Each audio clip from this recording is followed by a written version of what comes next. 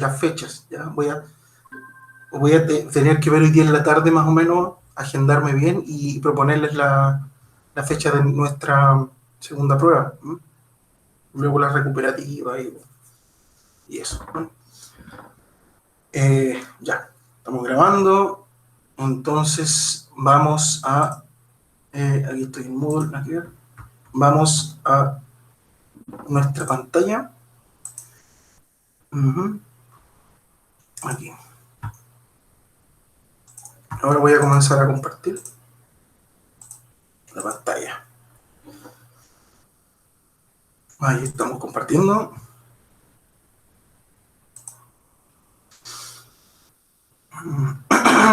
Aquí está. Listo.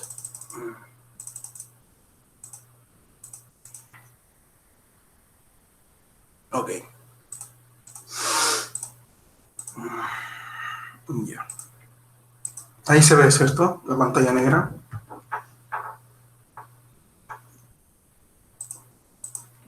¿Aló? ¿Aló? ¿Aló, aló, aló, aló, aló?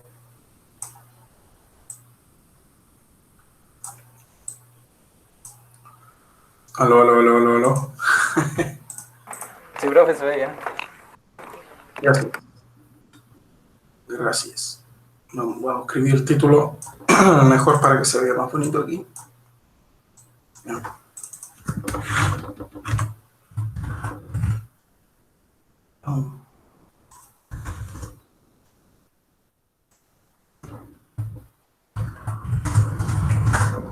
Ya. Hoy día vamos a introducir el concepto de fuerza de roce. Un concepto clásico macroscópico. ¿Ya? Macroscópico. ¿Qué significa esto? Significa que se puede entender únicamente desde un punto de vista, digamos,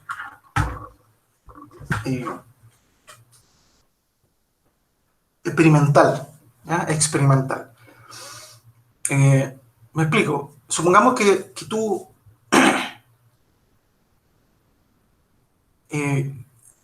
tomas dos superficies, las juntas, ¿cierto?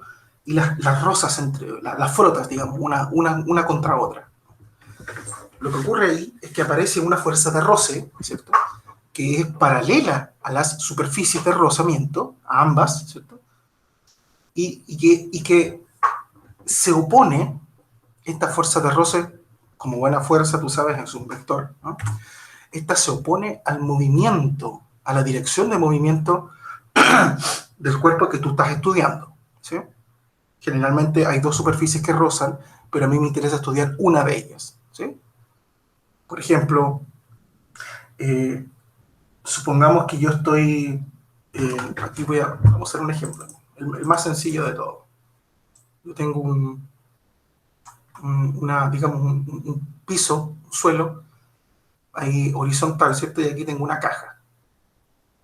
Entonces, esta caja está inicialmente en reposo, ¿cierto? Y yo, para querer moverla, ¿cierto? La empujo. Entonces le ejerzo una fuerza con mis brazos y la empujo hacia allá. Entonces la caja se va a mover con una cierta aceleración, ¿sí? Porque yo la voy a hacer, le voy a imprimir una fuerza. Entonces, resulta que si la caja eh, estuviera, por ejemplo, en una superficie aceitada, supongamos que la superficie de la caja le ponemos aceite y la superficie del piso también le ponemos aceite, me costaría mucho menos moverla que si no tuvieran aceite, ¿sí? Que si estuviera simplemente ahí, también la podría mover, pero me costaría más. Y si la superficie de la caja y el piso fuera aún más áspera, ¿cierto? Aún más áspera, me costaría aún más moverla, ¿sí? Por lo tanto, hay, ¿cierto? Un rol que juega la naturaleza de la superficie, vale decir, si es muy lisa, si no es tan lisa, si es muy áspera, ¿cierto? Respecto a cuán esfuerzo, ¿cierto? cuán difícil es mover la caja, ¿ya? Entonces hay una relación. Entonces, ¿qué es lo que uno dice? ¿Qué es lo que uno dice acá? Uno dice, bueno, como las superficies no son lisas, ¿cierto? Entonces, me refiero a la superficie. ¿Cuáles superficies? La tierra, ¿cierto? Y la caja. Estas dos superficies están en contacto. Están en contacto. Por lo tanto, cuando yo intento mover la caja hacia la derecha, por ejemplo, aparece, ¿cierto?, una fuerza de roce que depende, ¿cierto?, de ambas superficies de rozamiento y cuya dirección, ¿ya?, es opuesta al movimiento que tiene la caja, ¿sí? Entonces, como yo veo que la caja se mueve hacia la derecha, entonces yo digo, postulo, ¿cierto? Postulo a que existe una fuerza de roce, ¿cierto? Que generalmente uno la dibuja así como en el suelo, ¿cierto? Que apunta para allá. Y le llamamos por lo general así una F minúscula, fuerza de roce. Entonces, cada vez que exista una superficie de rozamiento, hay una fuerza de roce que se opone al movimiento del cuerpo. Entonces, esto es lo primero que uno tiene que aprender. Ahora, ¿por qué yo digo que es macroscópica? ¿Por qué digo que es clásica? Porque resulta que si uno quisiera estudiar lo que realmente ocurre cuando dos superficies rozan desde el punto de vista atómico, ¿ya? Si yo, por ejemplo, pudiera ver en el momento en que las superficies están rozando, si pudiera ver los átomos de estas superficies, vería que hay un juego ahí, un intercambio de energía que es muy complicado, muy, muy complicado, ¿ya? Incluso aparece el calor. Tú sabes, cuando dos superficies rozan, si tú te haces rozar, por ejemplo, las dos palmas de la mano, sientes calor. También aparece el calor ahí, ¿sí? O sea, hay una energía que se está transformando en calor. Por lo tanto, hay muchos procesos complejos, ¿ya?, que es muy difícil de estudiar en serio, ¿ya?, estudiar en serio, con el rozamiento, ¿no? Por lo tanto, lo que uno hace, para no complicarse la vida, es postular que hay una fuerza de roce, ¿cierto? Y esa fuerza de roce se mide, como vamos a ver luego, a través de un coeficiente de roce. Un coeficiente de roce que va a depender de la naturaleza de las superficies, ¿ya? Por ejemplo, si se trata de dos superficies de madera que están rozando, ese coeficiente va a tener un cierto número, fijo.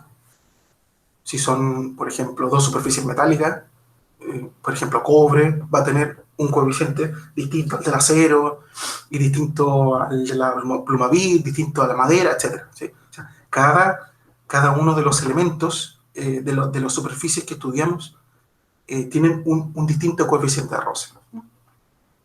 Y ese coeficiente de roce se mide en un laboratorio. O sea, es experimental. ¿De acuerdo? En ese sentido, esta es una teoría macroscópica, clásica. O sea, que no nos vamos a preocupar de lo que realmente le está pasando a los átomos ahí, sino que vamos a medir todo el efecto, digamos, efectivo, de la fuerza. Bien, entonces, vamos a, primero, antes de enunciar cómo está dada la fuerza de roce, cuál es la ecuación, vamos a hacer una especie de experimento mental para que nos demos cuenta de que en realidad existen dos clases de fuerza de roce, no solo una. Entonces, vamos a imaginar que acá hay una tablita, ¿cierto?, vista de perfil, una tabla bidimensional, y acá hay una bisagra, ¿ya? De tal manera que esta tabla yo la puedo levantar a voluntad, ¿sí? O sea, por ejemplo, la puedo levantar así, la voy a colocar en líneas tachadas así que la puedo levantar así, después la puedo levantar más ángulo, ¿cierto? y así. ¿Mm? Entonces, es una tabla que se mueve así, se mueve así, aquí con una bisagra. Entonces, ¿cuál es la gracia? Que yo puedo poner un bloquecito acá, un bloquecito de algún material, ¿cierto? Del mismo material que la rampa, ¿cierto? Este, esta tablita, ¿no? Entonces, la idea es ir subiendo lentamente esta, esta tablita con el bloque, ¿no? Traten de imaginarse este experimento. Uno lo puede hacer incluso en la casa, eh, con un cuaderno y una goma, si tú quieres, ahí. ¿Eh? Tú vas levantando, levantando, levantando, por ejemplo, hasta este ángulo. Llamémosle alfa 1 a este ángulo, ¿no? Con respecto a la horizontal. Entonces, el cuerpo estaría acá, ¿no? Estaría acá. ¿Sí? Tú observas que el cuerpo, ¿cierto? Pese a estar, digamos, elevado, no cae por el plano inclinado. Aún está allí, está quieto, ¿sí? Está en reposo todavía.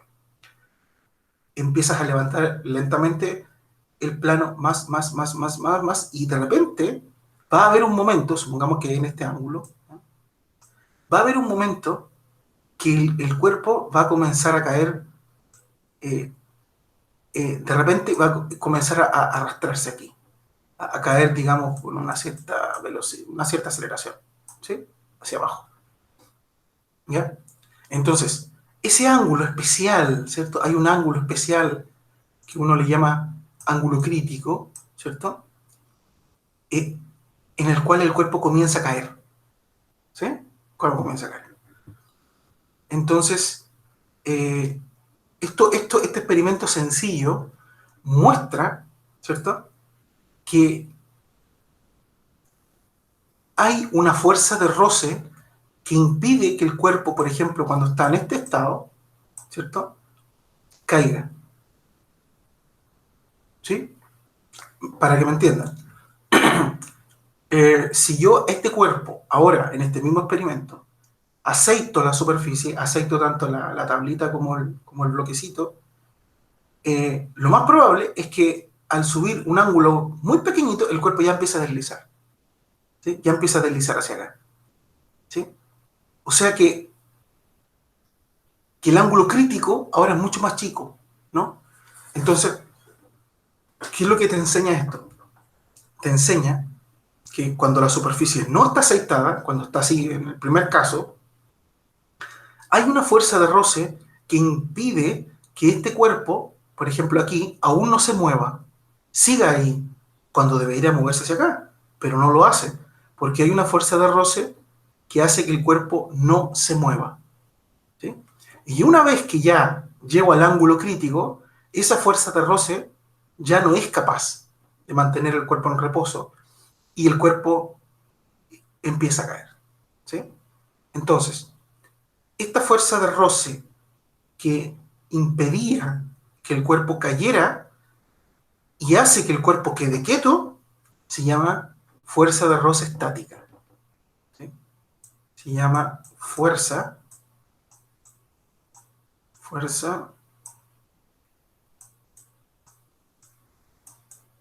roce estático. Y bueno, adivina por qué. Porque es una fuerza de roce tal que hace que el cuerpo no se mueva. ¿Sí? De hecho, podemos hacer incluso un experimento más simple. Un experimento más simple. Imagina que tienes aquí, esta misma persona, tiene aquí una caja grande, pesada, llena de libros, o qué sé yo, herramientas de fierro, qué sé yo, una cosa muy pesada, ¿no? Supongamos. Entonces, tú primeramente, ¿cierto?, ejerces una fuerza sobre la caja, ¿ya? Y quizás no la vas a mover. Tú estás viendo que estás empujándola hacia adelante, hacia acá, ¿cierto? Hacia la derecha en este caso, pero tú ves que la caja no se mueve. Entonces tienes que aplicarle una fuerza mayor y quizás aún no se mueve. Y después tienes que aplicar una fuerza aún mucho mayor y ahí de repente comienza a moverse. ¿Sí? ¿Qué significa esto? Significa que tú estuviste luchando contra la fuerza de roce estática. ¿Ya? Y esa fuerza de roce era contraria a la fuerza que tú le aplicabas al cuerpo. Y era mayor, ¿sí? Era mayor, entonces ganaba la fuerza de roce, la roja. Y al ganar, entonces impedía que tú pusieras en movimiento la caja. Pero cuando tú hiciste aún más fuerza, incrementaste esa fuerza y le ganaste esa fuerza de roce, y entonces la caja comenzó a moverse. ¿Sí? Entonces rompiste la fuerza de roce estática, ¿eh? Que es una fuerza de roce, insisto, que aplica mientras el cuerpo está en reposo. ¿De acuerdo? Está en reposo. Ahora bien, una vez que la caja se ha puesto en movimiento, ¿ya? Sigue en movimiento. Tú le sigues aplicando la misma fuerza. Entonces, eso no significa que la caja ya no esté rozando, porque de hecho sigue rozando, sigue habiendo roce entre la superficie de la caja con el piso, ¿no? Entonces, ahí también sigue existiendo roce, ¿ya? Pero es un roce diferente, porque es una fuerza de roce que existe mientras la caja se mueve, ¿ya? Y esa fuerza de roce se llama fuerza de roce cinético, ¿ya? Cinético. Entonces son dos fuerzas distintas. Fuerza de roce cinética. La primera se simboliza con una F y una E para simbolizar que fuerza de roce estática. Y la segunda se simboliza con una F y una K, la K de kinético, ¿no? La palabra griega kinesis, que significa movimiento. Entonces, K, ¿cierto? Significa fuerza de roce cinética, ¿no? Fuerza de roce estática y fuerza de roce cinética. ¿Bien? La buena noticia, ¿ya? La buena noticia es que estas dos fuerzas están dadas por la misma expresión. La misma expresión. ¿Ya? Esta expresión, ¿cómo se determina? Se determina, como yo ya les había comentado, de manera experimental. ¿Ya? ¿Qué significa de manera experimental? Significa que la gente se puso a hacer muchos experimentos, ¿cierto? Y se trataron de medir, ¿cierto?, la fuerza de roce, estática y cinética, para distintos cuerpos, ¿cierto?, aplicándole distintas fuerzas, ¿ya? Y llegaron a una conclusión sorprendente, ¿ya? Y muy simple, hay que decir. Le voy a escribir aquí. Muy sencilla de trabajar, ¿no? La fuerza de roce, voy a colocar F, para no colocar estática o cinética, ambas, ¿cierto? Bueno, vamos a colocarla por separado. Okay, vamos a colocarla por separado. La fuerza de roce estática resultó ser una constante que en adelante se va a llamar coeficiente de roce, ese que yo ya te había hablado hace un rato atrás, que es la letra griega mu, ¿ya? Esta es la M griega y se llama mu, ¿sí? Se llama mu. Es una letra griega que se le asigna, ¿cierto?, para representar el coeficiente de roce, ¿no? Que, como ya dije delante, es es un parámetro, ¿cierto? Es un número adimensional, no tiene dimensiones, que representa la naturaleza de la superficie, ¿sí? Depende solamente de eso. La madera tiene su mu, ¿cierto? El cobre tiene su mu, todo tiene su mu, ¿sí? Y fíjense aquí, hay un apellido, mu estático, porque estamos hablando de fuerza estática, multiplicado, y aquí viene lo interesante, por la fuerza normal. La fuerza normal, esa fuerza que ejerce la superficie sobre el cuerpo, ¿cierto? Y que pelea con el peso, ¿cierto? Es a la normal, ¿ya? A la normal, ¿de acuerdo? Y ya vamos a explicar esto, vamos a explicar con un poquito de detalle. Y la fuerza de roce cinética está dado, adivina, por un mu cinético, ¿ya?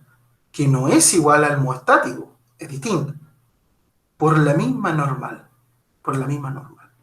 ¿ya? Entonces, primeramente, hay que bien sacarle el rollo a estas dos ecuaciones que están acá, ¿no? En primer lugar, tú puedes tener dos superficies, ¿ya? Por ejemplo, no sé, madera contra madera, por ejemplo, ¿no? Por ejemplo, aquí supongamos que este piso es de madera, ¿ya? Y supongamos que este bloque también es de madera. La madera tiene un mu, pero el mu de la madera estático no es igual al mu de la madera cinético. Son distintos números, ¿ya? Vale decir, la fuerza estática que aparece, que está luchando contigo antes de que la caja se ponga en movimiento, representa un cierto número que está dado por esto. Si este número tú lo multiplicas por la normal, vas a obtener la fuerza de roce estática que apunta hacia la izquierda, vale decir, en contra de la fuerza que tú estás ejerciendo. ¿De acuerdo? Ahora, acá hay una sutileza muy importante, porque los alumnos a veces se confunden y dicen, bueno, la fuerza de roce apunta en la dirección antimovimiento, vale decir, opuesta al movimiento, ¿sí? Entonces aquí ellos dicen, bueno, pero cuando hay fuerza de roce estática, el cuerpo aún no se pone en movimiento. Por lo tanto, ¿hacia dónde cómo sé yo hacia dónde apunta la fuerza de roce si no sé hacia dónde se mueve el cuerpo? ¿Eh? Es una buena pregunta. Es una buena pregunta esa. ¿Cuál es la respuesta? La respuesta es que tú tienes que imaginar hacia dónde se movería el cuerpo, ¿ya? Hacia dónde se movería el cuerpo si es que no tuviera roce, ¿ya? Entonces, supongamos que aquí, madera contra madera, aplicamos una fuerza sobre este cuerpo. Yo quiero averiguar hacia dónde apunta la fuerza de roce. El cuerpo, como es una fuerza de roce estática, el cuerpo aún no se mueve, pero yo imagino, digo, ok, supongamos que estas superficies estén polidas, engrasadas, ¿cierto? Al menor movimiento, el más pequeñito, el cuerpo se desplazaría hacia allá. No lo hace, pero lo haría si pudiera, ¿ya? Y entonces, como se desplaza a la derecha, entonces la fuerza de roce estática debe estar hacia la izquierda. ¿Sí? Así como uno razona. Bueno, a pesar de que el cuerpo no se ha movido, insisto. Para la fuerza de roce cinética, bueno, es mucho más fácil porque ahí el cuerpo ya se está moviendo. Usted ya sabe que es la dirección opuesta al movimiento. ¿Sí? Quizás una de las cosas más enigmáticas de la fuerza de roce es por qué aparece la fuerza normal aquí. ¿Por qué aparece la fuerza normal? Esa es una buena pregunta también. Seguramente los alumnos se sentirían como tentados, ¿cierto? A pensar, en vez de la fuerza normal, a pensar en el peso. ¿Ya? ¿Por qué? ¿Por qué razón pensarían en el peso? Supongamos que yo tengo acá, bueno, este mismo cuerpo, la superficie aquí, ¿cierto? Tengo este cajoncito, ¿verdad? ¿Ya? Supongamos que yo hago el mismo experimento de arriba, intento moverlo, ¿cierto? Aplicándole una cierta fuerza, empujándolo, ¿cierto? Empujándolo, ¿ya? Y entonces veo que en algún momento, ¿cierto? La fuerza que le hago, el cuerpo no se mueve, pero en algún momento, ¡pum!, empieza a moverse. O sea que le gané a la fuerza roce estática. Pero ¿qué pasaría si yo pongo otra caja encima? O sea que aumento la presión aquí, ¿cierto? O sea que al colocar una segunda caja, ¿cierto? La presión que ejerce la primera caja sobre la superficie va a ser mayor, porque ahora hay dos cajas pegadas, ¿no? Entonces, las superficies de contacto van a estar aún más presionadas unas con otras, van a estar más pegadas. Y eso va a generar que haya más rozamiento y, por lo tanto, más fuerza de roce. O sea que va a tener que hacer una fuerza aún mayor, ¿cierto?, a la que hacías antes, para poner en movimiento ahora este sistema de dos cajitas. Entonces, ¿qué te enseña esto? Lo que muestra, ¿cierto?, este razonamiento es que a más peso, ¿sí? Porque cuando yo agrego esta caja, en el fondo estoy añadiendo peso, ¿no? A más peso, ¿cierto?, más roce. ¿Ya? Y si añadiera otra cajita, ¿cierto?, aumentaría el peso del sistema, digamos, de todas las cajitas, ¿no? Aumentaría el peso. Y aumentaría el roce. Eso es verdad, nadie lo puede negar. Pero entonces, ¿por qué diablos aparece la normal aquí y no el peso? Esa es la gran pregunta. ¿Cuál es la respuesta? La respuesta es que lo que tenga que aparecer acá tiene que ser una fuerza que sea perpendicular a la superficie, siempre. ¿Ya? ¿Por qué? Ya vamos a ver, después va a quedar más claro esto. La fuerza de roce, sea estática o cinética, tiene que siempre ser paralela a la superficie de contacto. O sea, o tiene que estar para acá o tiene que estar para acá, pero tiene que ser paralela a la superficie de contacto. Y esta fuerza tiene que ser siempre perpendicular a la superficie de contacto. Por lo tanto, tú dices, pero bueno, ¿cuál es el problema? Si el peso también es perpendicular a la superficie de contacto. Eso es verdad. Pero hay una ocasión en que no lo es. Y te la voy a mostrar al tiro. El peso no siempre es perpendicular a la superficie de contacto. Hay al menos una ocasión en que no lo es. Y esa ocasión es en un plano inclinado, que vamos a estudiarlo también en este curso. Considere usted una especie de cuña aquí, una cuña, ¿cierto? Un plano inclinado, y acá una cajita. Ahora la cajita está en un plano inclinado. Este plano tiene un ángulo alfa. Si tú dibujaras el diagrama de cuerpo libre de este cuerpo, el peso está así. El peso está así. Porque el peso siempre es perpendicular a la Tierra, no a la superficie de contacto. ¿Ya? ¿De acuerdo? Entonces, fíjese que aquí el peso, porque la superficie de contacto es esta, el plano inclinado, el peso no es perpendicular a la superficie de contacto, pero sí lo es la normal. Sí lo es la normal. Por lo tanto, esa es la razón por la cual en la fuerza de roce aparece la normal y no el peso. ¿Sí? Porque la normal siempre es perpendicular a la superficie. Ahora, en el caso especial, ¿cierto? Cuando alfa vale 0 y tú estás en una superficie horizontal, claro, ahí no hay ningún problema porque el peso es igual a la normal. En el caso del primer bloque, el peso es igual a la normal. Entonces aquí sería peso también, no hay problema. Pero cuando tú te vas a un caso más general, entonces la normal es la que siempre usted debe considerar. Porque esta es la que es siempre perpendicular a la superficie. ¿No? ¿De acuerdo? Esa es la razón. ¿Bien? Esa es la razón. No sé si tienen alguna duda hasta ahora. ¿No? No, no sé, bueno, no sé si tendrán, ¿de acuerdo? Eh,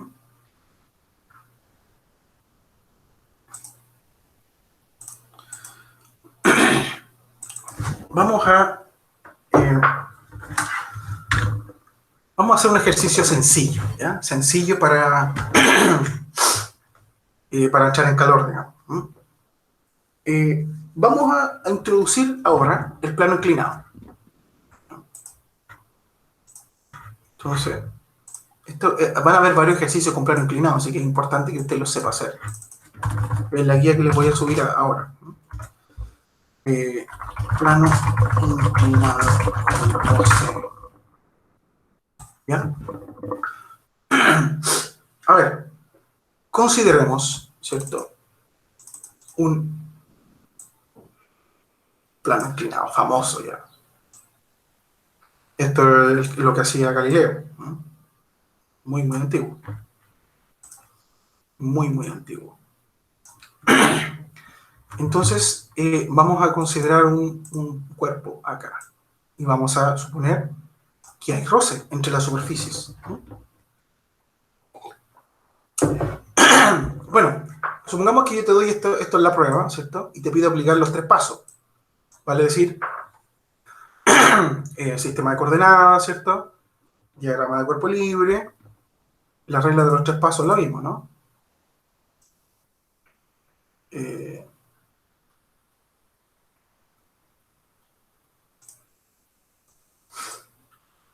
Lo vimos en alguna clase anterior. Aquí está. ¿Sí? La regla de los 3 pasos, ¿no?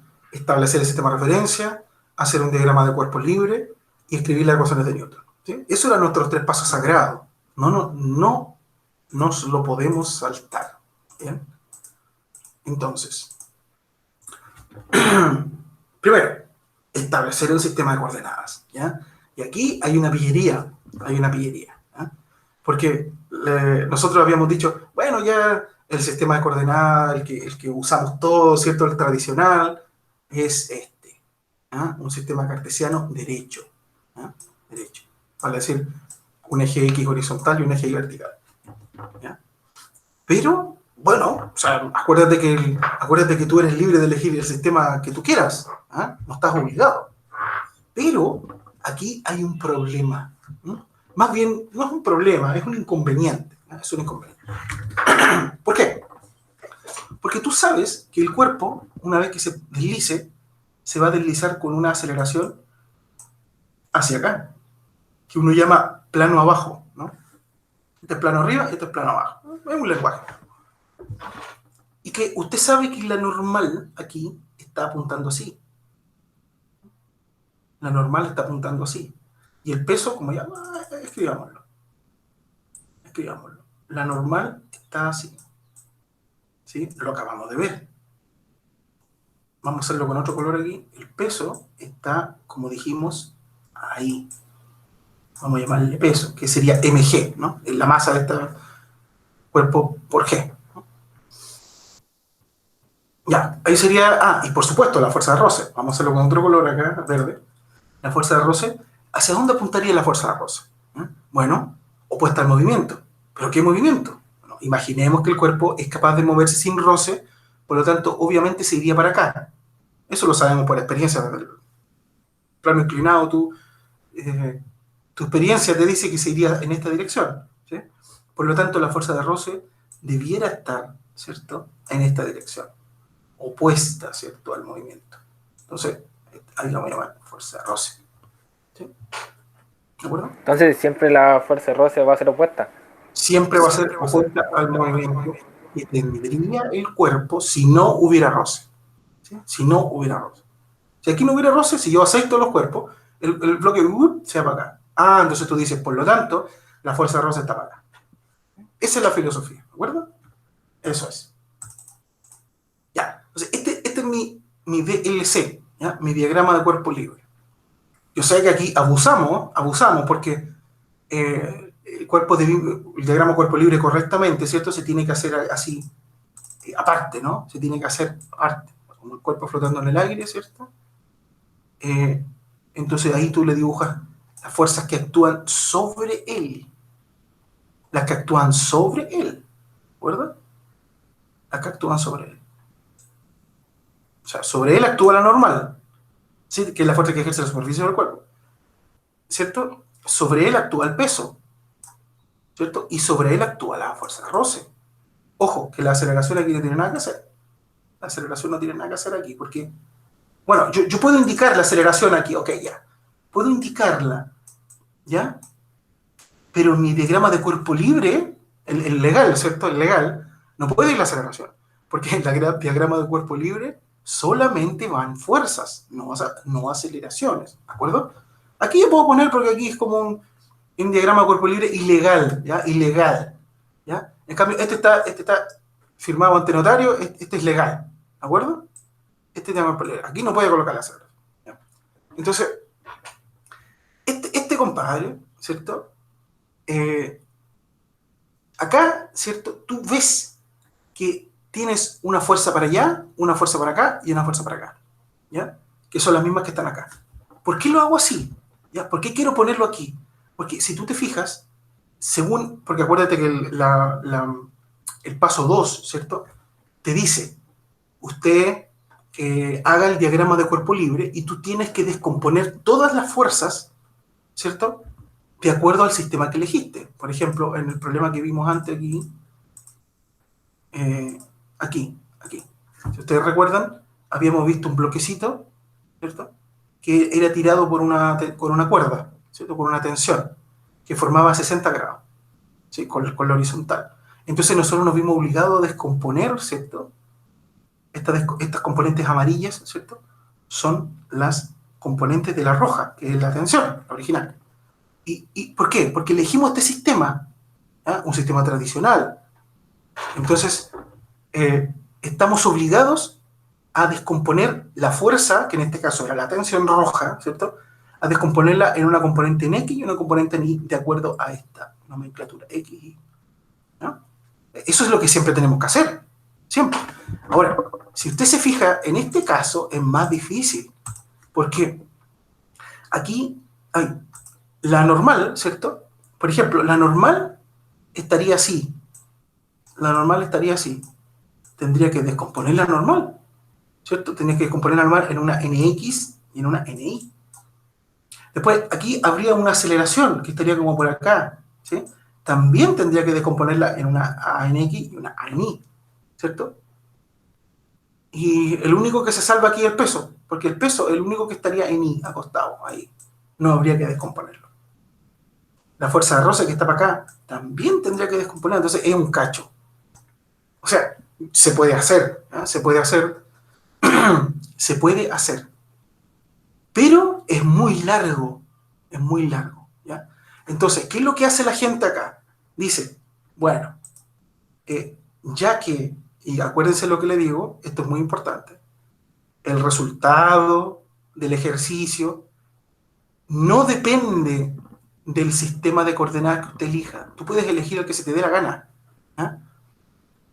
Entonces yo digo, bueno, voy a usar esa libertad para cambiar mi sistema de referencia a uno que haga que esto sea lo más fácil posible, que tenga que trabajar lo menos posible, ¿bien? Para obtener el mismo resultado.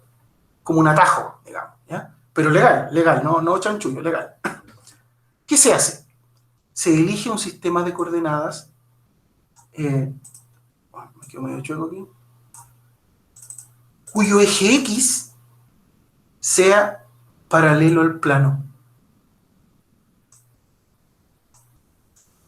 Cuyo eje X es paralelo al plano. Fíjate que este es un sistema de coordenadas tradicional, pero está rotado. Está rotado así como 90 grados, ¿no? Está rotado 90 grados respecto de uno derecho, ¿ya? Este es un sistema rotado. Pero vamos a ver a continuación que con este sistema ganamos mucho, ¿ya? De partida. ¿Por qué gano? Porque resulta que yo ya sé que la aceleración va en este sentido.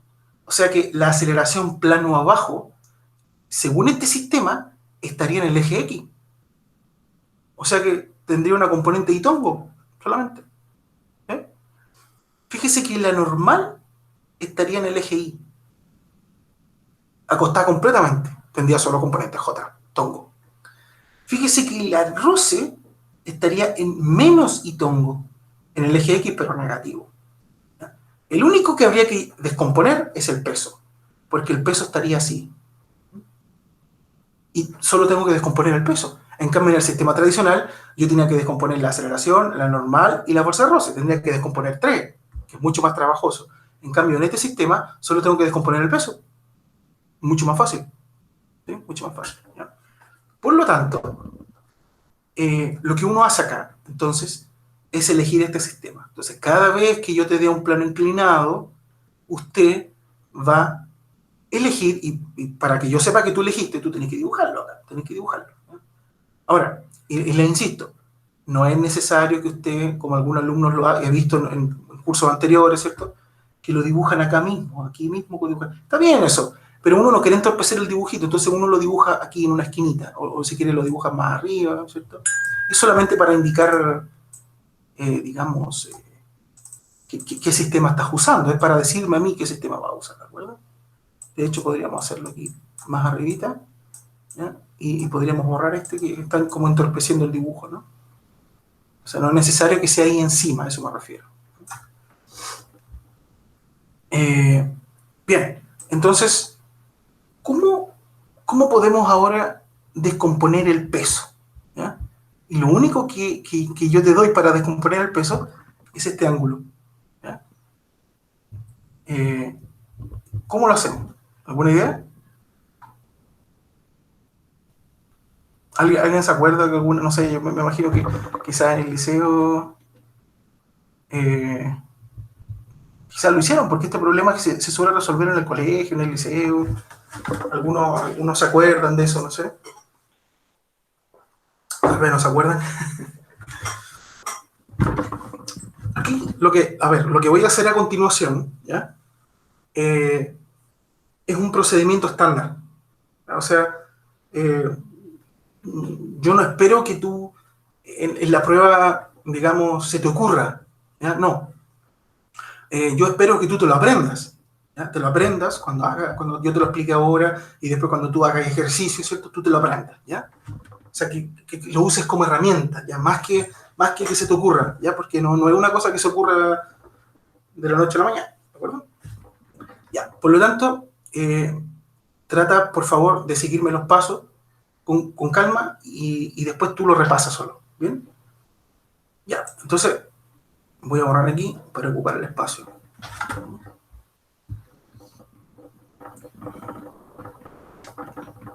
Bien.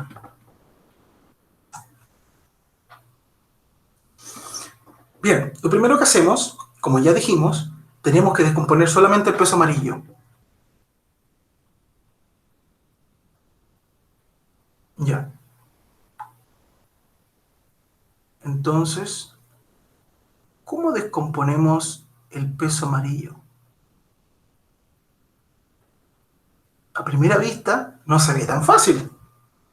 Bueno, primero hay que decir, bueno, cada vez que yo descompongo un vector, eh,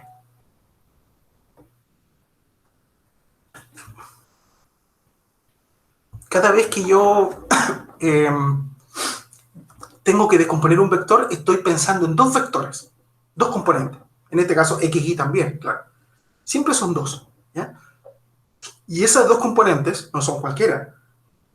Ellas tienen que sumar vectorialmente el vector original, ¿ya? O sea, que yo tengo que encontrar dos vectores, px y pi, porque el peso, px y pi, tal que su suma vectorial sea el vector original, ¿sí?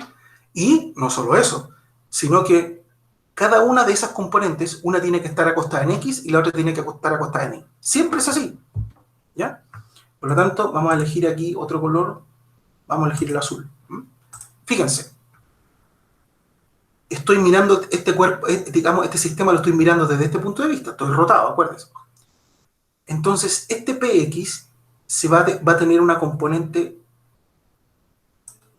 así, ¿cierto?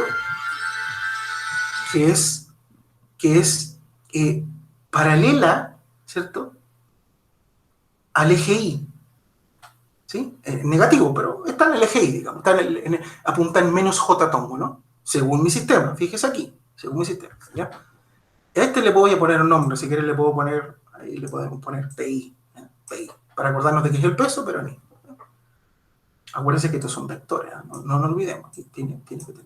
Aquí incluso este también debería tener eso. Y el PX tiene que ser, y no tiene otra, no hay otra manera, ¿cierto? No hay otra forma, tiene que ser ese. ¿Eh? Entonces, este sería PX. Si usted se fija, ¿cierto? Los azules eh, vectorialmente suman P, ¿sí? Si usted se fija, acuérdense del método para sumar vectores punta a punta. Este vector más ese vector da ese vector, ¿sí? O sea que se cumple, ¿cierto? Que PI más PX da P. Se cumple, ¿sí? Se cumple. ¿De acuerdo? ¿Ya? Entonces ya está descompuesto el peso. Ya está descompuesto totalmente. De hecho, yo podría borrar este peso aquí, si quisiera, el amarillo.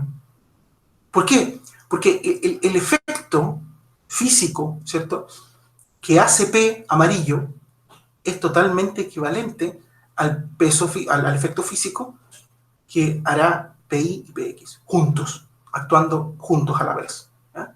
O sea que trabajar con los azules es exactamente igual a trabajar con el amarillo. Igual, equivalente, no hay ninguna diferencia, ninguna. ¿De acuerdo? Pero aquí hay una información que apareció. Si yo me olvido de Px, fíjese, yo me olvido de Px, entonces el peso lo que hace, el peso amarillo, lo que hace, primero, esta componente del peso amarillo, que yo llamé PI, ¿cierto? Quiere que el cuerpo se presione con la superficie, o sea que pelea con la normal, pelea con la normal. ¿Sí?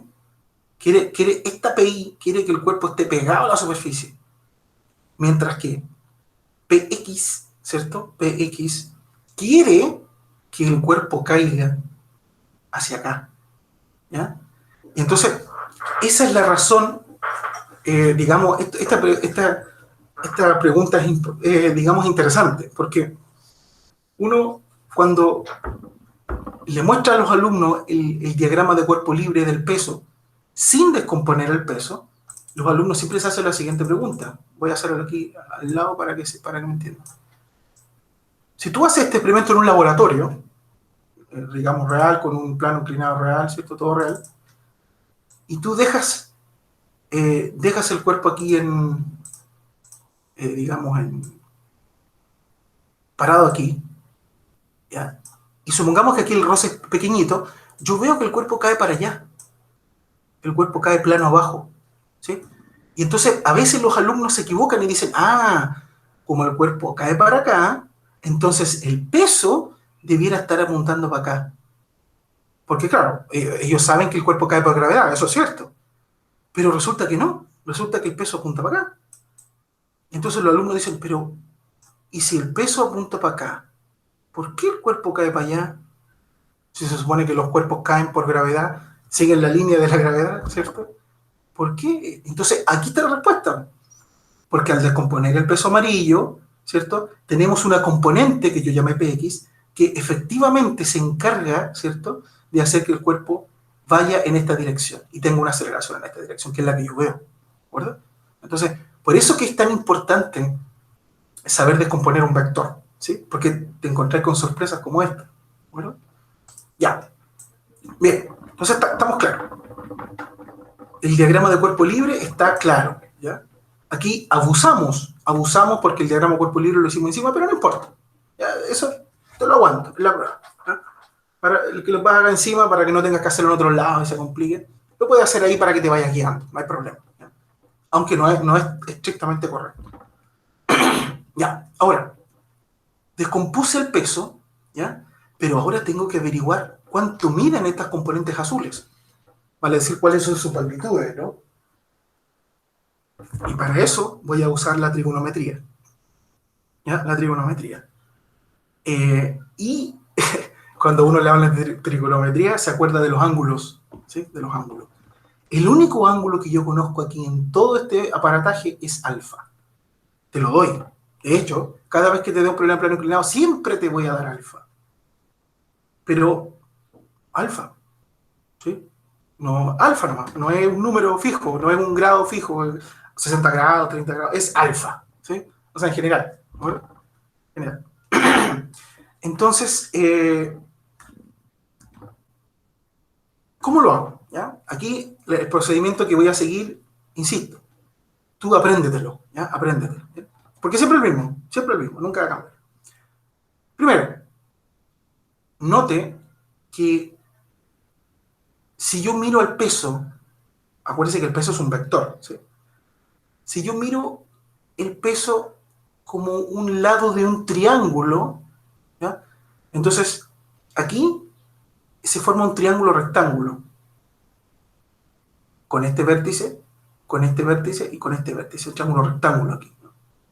Aquí, claro, estoy abusando mucho del lenguaje, porque fíjese que el peso es un vector peso, no tiene nada que ver con estas líneas que son líneas que se miden en metros, ¿ya? Pero sin embargo, yo sé que forman un triángulo rectángulo. ¿Mm? Entonces aquí hay 90 grados. Uy, en la goma. Aquí hay 90 grados, ¿sí? 90 grados. Resulta que acá también hay 90 grados,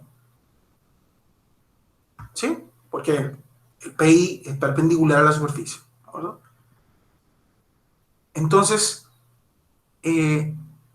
¿cuánto valdrá por ejemplo, este ángulo, le vamos a llamar ángulo X, ¿no? Por incógnita, ¿no? Ángulo X, ¿no? ¿Cuánto valdrá ese ángulo?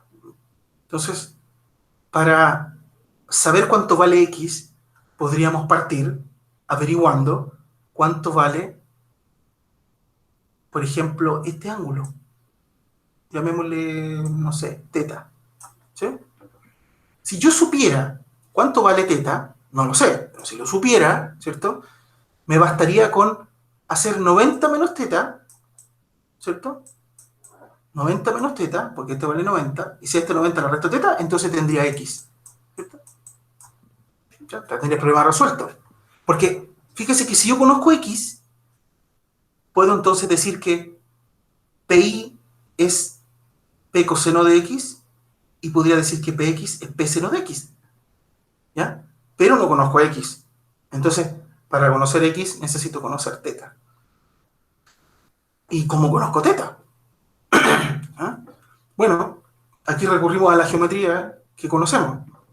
Fíjense que acá, como les decía al inicio, acá hay un triángulo rectángulo, cuyos ángulos interiores son 90, alfa y teta. Pero yo sé, me enseñaron en la escuela, que la suma de los ángulos interiores de un triángulo, cualquiera sea, cualquiera, siempre suman 180. Siempre. ¿Ya? Por lo tanto, si yo considero este triangulito aquí, tengo que 90, que sería esto, ¿cierto? 90, más alfa, que sería este, más teta, ¿cierto? Más teta, eso tendría que ser 180 por geometría de Euclides. ¿Sí? Entonces, si esto lo ves, Entonces, siempre va a ser 180.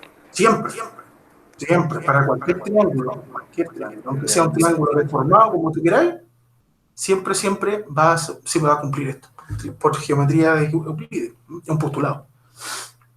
Se deriva de los postulados de Euclides. Así que, fíjese usted que alfa más teta aquí, este 90 lo pasas restando, ¿cierto? Te queda 180 menos 90, que es 90, ¿no? Te queda 90 aquí. ¿De acuerdo?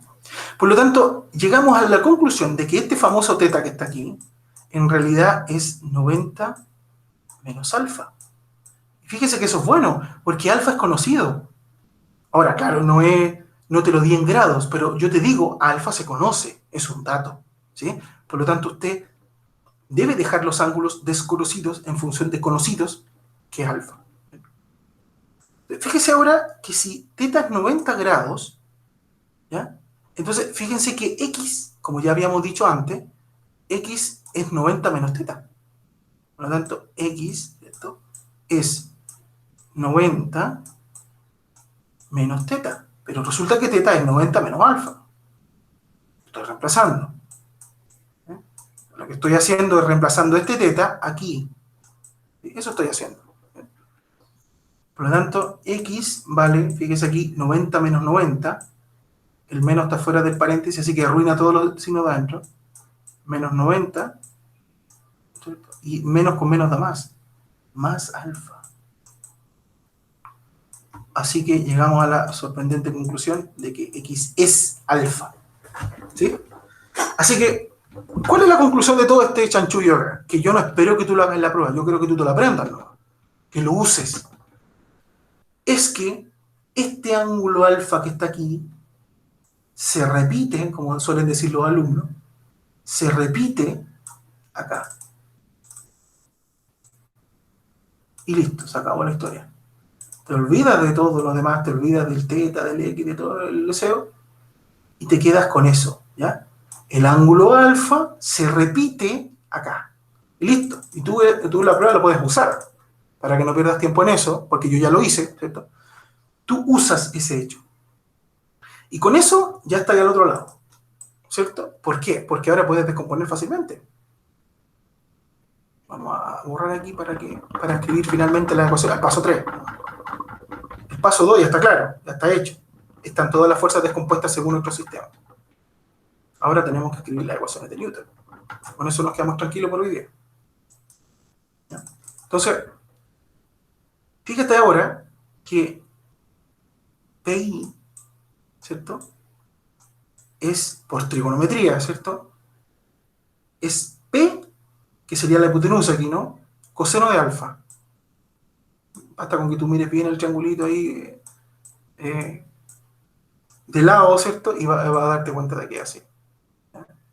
El PX también, ¿cierto? Si tú miras el triángulo este, es P seno, ¿cierto? P seno de alfa. Por supuesto, acuérdense que P vale mg, ¿no? Yo le llamo P nomás. Y ahora estamos listos para hacer el paso 3, escribir las ecuaciones de Newton. Y acuérdese que las ecuaciones de Newton son eje por eje, uno para el eje X y uno para el eje Y. Vamos a partir por el eje X, que es el más interesante. Acá, recuerde, por eso no es bueno colocar las aceleraciones, recuerde que aquí solamente van las fuerzas. ¿Eh? Ya. Todas las que apuntan en X, ¿cierto? ¿Cuáles son? Son Px, que quiere que baje el cuerpo, ¿cierto? Acuérdese que esta fuerza está acá, pero usted puede mover este vector y este azul está en realidad siendo aplicado aquí, usted sabe, ¿no? Ya. Entonces, ¿quiénes son los que quieren que baje el cuerpo? Px. Y F también está en X, pero en X negativo, y quiere que suba, ¿no? La fuerza rosa, ¿sí? Y no hay más fuerza en X. Por lo tanto, tendríamos acá Px, pero Px es P seno de alfa, ¿cierto? Entonces sería. Y según, fíjense, y según mi sistema, Px es positivo, ¿sí? Porque acuérdense, este es nuestro sistema de coordenadas. Yo al colocar el sentido aquí al eje X estoy diciendo que todos los que apuntan para acá son positivos y todos los que apuntan para arriba son negativos. Es muy importante, ¿de acuerdo? Por lo tanto, el Px es positivo en mi sistema. Por lo tanto, P seno de alfa, ¿cierto? Que sería esta. Menos el peso, oh, perdón, el roce, que es negativo en mi sistema, porque el roce apunta para acá, ¿sí? Y yo le tengo que poner el menos aquí, ¿sí? A mano, a mano. Menos el roce, ¿sí? Fuerza roce. ¿Ya? Esto que está acá representa la fuerza neta sobre el cuerpo en el eje X, en este eje X, en mi eje X.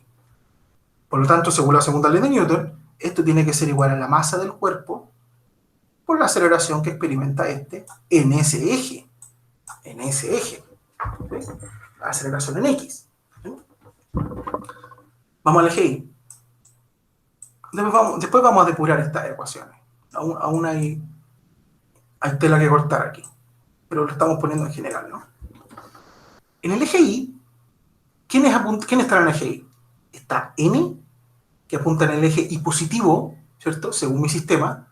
Y está PI, que está según mi sistema, negativo, en el menos J tomo. ¿Sí?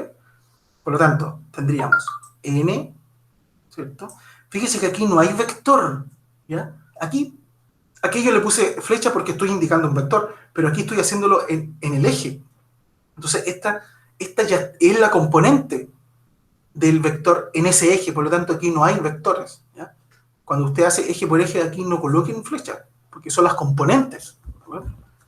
Ya, N menos esta que está acá, que apunta para abajo, que es PI, que vale P coseno alfa. ¿Sí? P coseno de alfa. ¿Ya? No hay más, no hay ninguna otra. ¿Ya? Entonces, esto que está acá, según Newton, ¿cierto? Es la fuerza neta en I, que haría que el cuerpo suba o baje. Pero resulta que yo sé que el cuerpo no sube ni baja, solamente se mueve en la dirección X. Por lo tanto, yo digo, bueno, la aceleración en I es cero. ¿Sí? La aceleración en I es cero. ¿Ya? Por lo tanto, esto sería M por ahí. O sea, M por cero. O sea, cero. ¿Sí? Cero.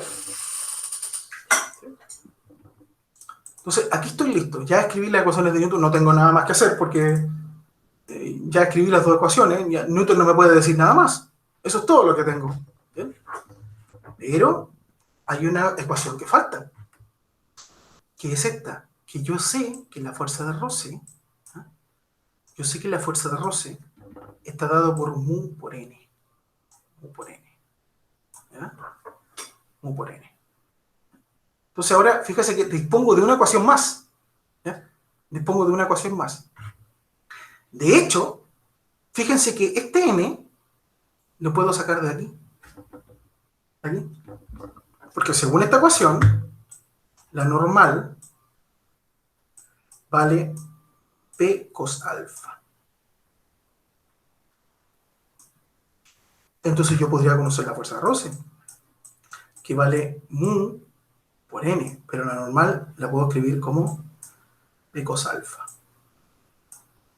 P cos alfa. ¿Sí? Y fíjense que me queda en el eje X, acá.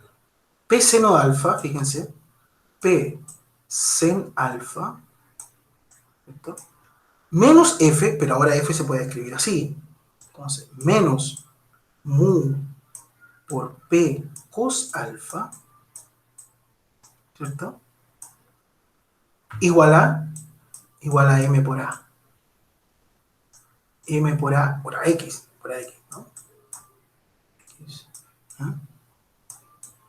Entonces, acuérdese que el peso, ¿cierto? Es mg, ¿no? Acuérdese que es mg. Mira lo que ocurre aquí. Si yo reemplazo peso por mg, lo voy a hacer acá, explícitamente para que me vea, para que me siga.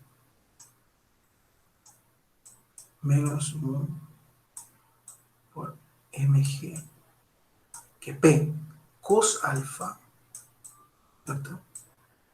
Eso es igual a m por ax. Miren lo que ocurre acá. Se te cancelan las masas. Se cancelan las masas. ¿Y qué ocurre? Finalmente, porque a mí lo que me interesa es conocer a X, ¿no? Eso es lo que todos siempre preguntan. ¿Cuál es la aceleración plano abajo? Que es a X, ¿no? Y miren cuánto es a X. A X resulta ser, fíjese aquí, se te van las masas y te queda G seno de alfa menos mu G cos alfa. O sea que puedo factorizar por G aquí. Y te queda G sen alfa menos mu cos alfa. Cos alfa. ¿Sí? Y listo. Ahí está. La aceleración de caída. La aceleración de caída. ¿Eh? Ese es el resultado. ¿Eh? Esta es la aceleración con la cual el cuerpo va a caer, que es la aceleración que yo veo cuando hago este experimento en la vida real, ¿no? Tú lo puedes hacer en tu casa con un cuaderno y un cuerpo que deslice, por ejemplo, una goma no creo porque tiene mucho roce, puede ser un cuerpo más ligero, ¿cierto? Un lápiz, por ejemplo, que puede rodar, ¿cierto? Y vas a ver que se desliza con una cierta aceleración. Esa es esta aceleración. Esa es. Fíjese que depende de la aceleración de gravedad, 9,8, ¿cierto? O en este caso nuestro, que siempre le hacemos 10. Y depende del alfa, de este ángulo. Y depende de mu, del coeficiente de roce. ¿No? Fíjese que, ¿qué pasaría si alfa fuera 0? Vale decir, supongamos que aquí hay una bisagra, y yo pongo esta tabla aquí paralela al piso, que alfa vale 0. Si alfa vale 0, el seno de 0 es 0. ¿Cierto? ¿O no? Y el coseno de 0 es 1. ¿Sí? Por lo tanto, esta expresión me quedaría que la aceleración es menos mu por g. ¿Sí? ¿Se fijan? Es como un resultado medio raro aquí, ¿cierto? Si tú colocas la tabla aquí en el piso, dice que la aceleración es menos mu por g. Aunque en realidad la aceleración debía ser 0, ¿no? Pero el resultado que te da es menos mu por g. Eso tiene una interpretación. Entonces ese sería el resultado final, ¿no? Claro, pero es un caso extremo. El resultado final es este. Este es el resultado final. ¿No? Estoy hablando de un caso extremo. Por ejemplo, otro caso extremo es el alfa 90. Si alfa vale 90, fíjese aquí, si yo pusiera esta tabla aquí a 90 grados, supongamos que aquí hay una bisagra, ¿cierto? Pongo esta tabla a 90 grados, el cuerpo quedaría así. Y alfa vale 90. Y si alfa vale 90, el coseno de 90 es 0, este término muere, pero el seno de 90 vale 1. Por lo tanto, esta expresión se reduce, ¿cierto? Te dice que la aceleración sería g. O sea que el cuerpo cae con la aceleración g libre. Y eso es concordante, porque si yo coloco la tabla así, el cuerpo va a caer como un cuerpo libre con la aceleración g hacia abajo. Así que digamos, este resultado, digamos, es el resultado general buscado. ¿Sí? Este es el resultado general. ¿De acuerdo? Antes de finalizar la clase, ya suficiente por hoy, una cosa misteriosa acá, y quiero que la piensen para el viernes. Piensen una cosa. En este resultado no aparece la masa del cuerpo. No aparece. De hecho, se fue acá, como ya te dije. Como usted puede observar, la masa se canceló. Entonces, esto me lleva a pensar lo siguiente. Como aquí no aparece la masa, entonces yo puedo colocar aquí un cuerpo muy liviano. Por ejemplo, puedo colocar una pluma bit, ¿cierto? Y va a tener esa aceleración. Puedo colocar un bloque de acero y va a tener esa aceleración. Puedo colocar un elefante y va a tener esa aceleración. ¿Cómo es posible eso? ¿Cómo es posible? Ahora tú me vas a decir, pero es que no es lo mismo porque si coloco un elefante, ok, y el elefante tiene más peso, claro que sí, tiene mucho más peso, por lo tanto PI y PX son mucho más fuertes, más poderosos, también lo será la normal, y también lo será el roce, porque acuérdense que el roce depende de N, a más N, más roce, ¿cierto? Y por supuesto, a más peso, más N, por lo tanto, a más peso, más roce. Todo cambia aquí, pero todo se junta, todo se acomoda para que la aceleración sea la misma. ¿Sí? ¿Me entienden? Entonces, esto es un hecho misterioso, ¿ya? Es un hecho misterioso. No es una cosa obvia, ¿ya? No es obvio. Si tú le preguntas a alguien, alguna vez la aceleración es la misma, sí, pero es que no es obvio. ¿Ya? Eso no es obvio, es un misterio. Por supuesto que, claro, ya está resuelto, pero en la época de Newton esto no está claro. ¿Sí? O sea, la gente sabía hacer esto, ¿cierto? Con las leyes de Newton la gente resolvió este problema y llegó a esta aceleración y, bien, pero no estaba claro aún, en serio, por qué razón no aparece la masa aquí, en esta expresión. ¿Ya? Entonces, de la misma manera, y de hecho por la misma razón, ¿ya? Cuando nosotros estudiamos el lanzamiento proyectil, si usted recuerda el lanzamiento proyectil, en las ecuaciones tampoco aparecía la masa. En el XDT, en el IDT, no aparecía la masa. Entonces uno decía, bueno, me parece que en ese momento yo se los comenté. Entonces, bueno, si lanzo un elefante y lanzo una pulga, con la misma velocidad inicial, van a llegar a la misma altura, van a tener el mismo alcance. Correcto. Pero claro, tirar con la misma velocidad un elefante y una pulga es distinto. Pero si tú la lanzas con la misma velocidad inicial, la cinemática de ellos va a ser igual. Es como que a la cinemática no le importara la masa, y eso es muy raro. Eso es muy raro. Se los dejo para el viernes. El viernes lo quiero comentar. Quiero comentar la razón de por qué sí. Pero les dejo la inquietud porque tiene que ver, ¿ya? Y esto es como una pista que les voy a dar. Tiene que ver con algo muy antiguo, algo que descubrió Galileo. Seguramente usted lo ha hecho, las escuelas se lo han dicho. Todos los cuerpos caen con la misma aceleración, independientemente de su masa. Si tú tienes, por ejemplo, una bola de acero con una pluma y la dejas caer desde la misma altura, desde una torre, como dicen que hizo Galileo, van a llegar al mismo tiempo al suelo. Ahora, obviamente la ausencia de roce con el aire, porque si usted hace este experimento real, la pluma va a caer balanceándose y va a caer mucho más lento que la bola de acero. Pero eso es porque la pluma roza con el aire. ¿Sí? Hay una fuerza de roce ahí que está empujando hacia arriba. Pero si usted hace ese experimento en el vacío, de hecho en YouTube hay muchos experimentos, le invito a que lo busque, haces una cámara de vacío, pones una de estos como domo, ¿cierto? De vidrio, digamos, bien grueso, para que no se explote por la diferencia de presión, ¿cierto? Y le sacas aire y haces el experimento de la plumita con el hierro o el acero, van a caer exactamente y van a llegar al mismo tiempo al suelo. Eso es muy raro, porque como la gravedad sabe que tiene que hacer que un elefante y una pulga caigan con la misma aceleración. Eso es muy raro. Que nadie les diga que eso es obvio. No, no es obvio. Ocurre, es verdad. Pero no es obvio que sea así. Es un misterio, ¿no? Un misterio que Galileo, bueno, Galileo se dio cuenta. Y ustedes saben que Galileo es anterior a Newton. Así que Newton la tenía clara. Pero nunca pudo explicar ese. Newton dijo una vez en un libro que él escribió, dijo, bueno, dijo, esto es una casualidad. Bueno, así es la cosa, ¿no? Bueno, por supuesto Newton era un genio, ¿cierto? Indiscutido. Pero esto se le pasó inadvertido, ¿ya? O sea, él dijo, mira, es una casualidad, es así. ¿Ya? O sea, no, digamos, no nos calentemos la cabeza con ese asunto, digamos. Pero resulta que ese asunto tan inocentón, ¿ya? Resultó ser la clave. Porque después, en el año 1915, ¿cierto?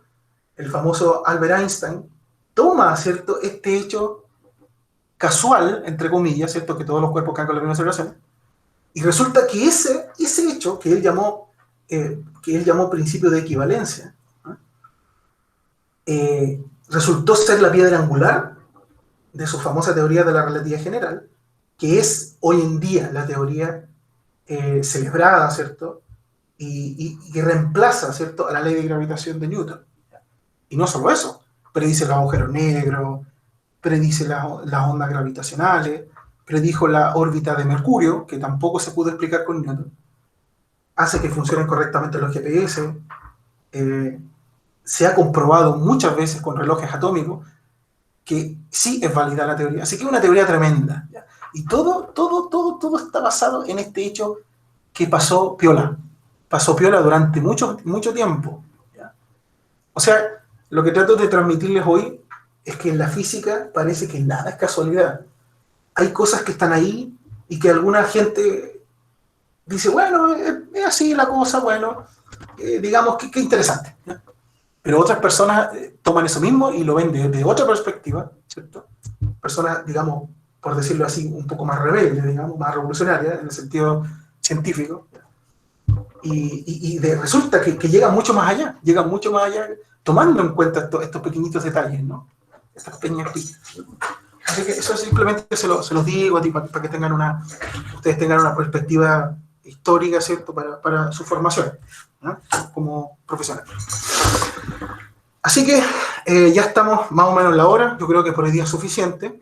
Apenas me llegue esta clase al correo, yo la voy a subir al Moodle para que ustedes estudien. Y les voy a subir también una guía, ¿ya? Una guía con ejercicios de este tipo, ¿ya? No son ejercicios difíciles, ¿de acuerdo? Y después esos ejercicios yo los voy a ir resolviendo en las clases, ¿ya? Para que más o menos ustedes vean cómo se resuelve, ¿ya? Así como dice. Profe, una consulta. ¿Usted ya subió el video como para empezar a hacer el trabajo? No, el laboratorio todavía no. De hecho, de eso les quería hablar de eso. Yo he querido subirles el video porque en el laboratorio todavía estoy pensando bien cómo hacerlo porque es muy extenso. Entonces, quiero hacer una versión más reducida, ¿ya? Así que, ¿por qué? ¿Por qué les digo eso? Porque quizá el tiempo no nos alcance, ya estamos muy encima. Entonces quiero hacer una especie de mini laboratorio, ¿ya? Ojalá que no tenga digamos, un informe tan extenso, ¿ya? Por esa razón he querido recortar un poquito y hacer un laboratorio, digamos, más acorde a nuestras circunstancias, ¿ya? Esa es la razón de por cual no le he subido, claro, porque yo les dije que se lo iba a subir como el miércoles, una cosa así, de la semana pasada, ¿ya? Y no lo hice por esa razón, ¿ya? Así que yo lo que quiero hacer ahora es subirle el día y voy a tratar de voy a tratar de por último en la noche, voy a tratar de subirle ese video, porque tiene que ser un video, explicando los pasos en el laboratorio. Acuérdense que hay un Moodle que yo hice, ustedes lo saben, que es un Moodle solamente para el curso de laboratorio, un módulo de laboratorio. Y ahí, fíjense que yo subí algunas guías, algunas cosas, solamente faltan videos. Así que esté por favor atento. ¿Ya? Y a partir de esa fecha que yo suba, ahí yo voy a contar el tiempo. Voy a contar, Eran, voy a contar eran las dos semanas. semanas de plazo, ¿no es cierto? Sí, a ver, depende, porque si acorté mucho, probablemente sea una semana, Ya. pero ahí voy a decidir, ¿no? Voy a ver qué tan extenso va a ser y ahí les voy a decir el caso. Pero Profe, otra cosa, ahora vayan todavía no haciendo... sube la primera nota al MEP. ¿Cómo? Todavía no sube la primera nota o ya la subió ya. Eh, a ver, las notas se suben al UMAS. Eso, algo más. Sí, pues ya subí las dos que le dieron. Pues. Mm, ¿Usted fue uno de los dos? sí. Sí, pues se las subí. Pues. Eran dos Ah, seis. ya, Los dos alumnos tuvieron, no sé, la subió al UMAS, el sistema. ya, profe. A Esa ver, será usted mi dice que no está ahí. consulta. A ver, ¿Ah? busquemos tiro. Veamos si No, está ahí. por... Ya. Para estar seguro, para estar seguro. A ver, aquí estoy en el UMAS. Física. Física aplicada. Sí. Ah, tenéis razón. ¿Por qué no está? Ya, no importa, pero tienen un 6. Ya. Parece que lo puse en el Moodle. Sí, parece que en el Moodle eran un 6. Bueno, pero la puedo hacer no hay problema, ¿ya? O sea, ya saben que no cae. Yo la tengo Sí. registrada en mi propio archivo, ¿ya? Ya. Así que tranquilidad, ¿no? Seguramente no la subí porque no he configurado esto. No he configurado aquí. Ok, ya. Pero bueno, ya sabes tu nota, así que para que te quedes tranquilo, ¿de acuerdo? ¿Aló? Sí, Ya, ya, pues, estamos listos entonces. ya. Ya, profe. Hasta luego. Hasta luego.